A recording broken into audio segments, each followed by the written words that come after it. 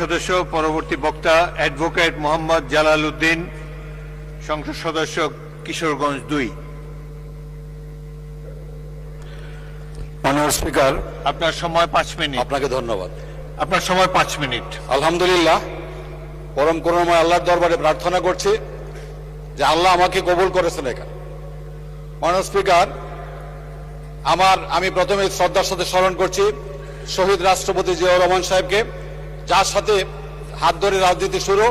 1978 সালের 3রা জুন রাষ্ট্রপতি নির্বাচনে আমি ওনার পক্ষে মাইক নিয়ে সেদিন প্রচারণায় নেমেছিলাম। পরবর্তী সময়ে আমাদের 3 বারের প্রধানমন্ত্রী দেশনেত্রী বেগম খালেদা জিয়ার নেতৃত্বে সরকারে এবং রাজপথে আন্দোলন করেছি, সংগ্রাম করেছি। বিগত সময়ে এই জন্য বারবার মামলা খেতে হয়েছে। এবং আমি শ্রদ্ধা জানাই আমার আজকে আমাদের দলের চেয়ারম্যান জনাব তারেক রহমান সাহেবকে, যিনি আমার উপর আস্থা রেখেছিলেন, এবং ধন্যবাদ জানাই আমার কটিয়াদী পাখুন্দিয়ার কিশোরগঞ্জ 2 আসনের জনগণকে, যারা আমার চেয়ারম্যান সাহেবের আস্থার প্রতিদান দিয়েছেন এই সংসদে পাঠিয়ে এই কটিয়াদী পাখুন্দিয়ার মানুষের পক্ষে কথা বলার জন্য। মাননীয় স্পিকার, আমি এই কিশোরগঞ্জ বাংলাদেশের মধ্যে সবচেয়ে অবহেলিত একটা জনপদ, যেখানে আমার কটিয়াদী এবং পাখুন্দিয়া উপজেলা আছে। আমি দৃঢ়তার সাথে এই কথা বলি যে এই কটিয়াদী থেকে বা পাখুন্দিয়া থেকে ঢাকায় যাতায়াতের রাস্তা আসতে প্রায় কখনো 6 ঘন্টা, কখনো 7 ঘন্টা লাগে।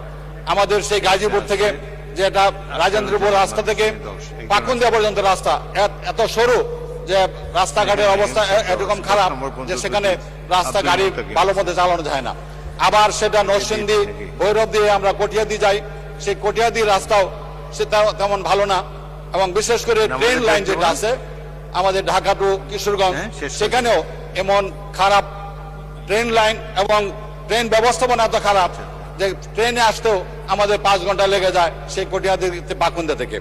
আমাদের কটিয়াদীতে একটি উপজেলা স্বাস্থ্য কমপ্লেক্স আছে, যেটা 100 শয্যা বিশিষ্ট, কিন্তু স্বাস্থ্য কমপ্লেক্সে সেই পরিমাণ জনবল নাই, সেখানে সেরকম সার্ভিস দেওয়া যাচ্ছে না। সেখানে এক্স-রে মেশিন আছে, টেকনিশিয়ান নাই।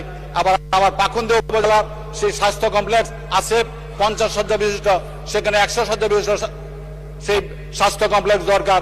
সেখানে সেটা ব্যবস্থা নেওয়ার জন্য আমি মাননীয় সরকারকে অনুরোধ করব। মাননীয় স্পিকার, আমরা জুলাই সনদের কথা বলি। জুলাই সনদের একটা সাক্ষী আমি। 20 জুলাই পাখুন্দিয়াতে আন্দোলন হয়েছিল। এই আন্দোলনে অনেকের চোখ হারিয়েছে,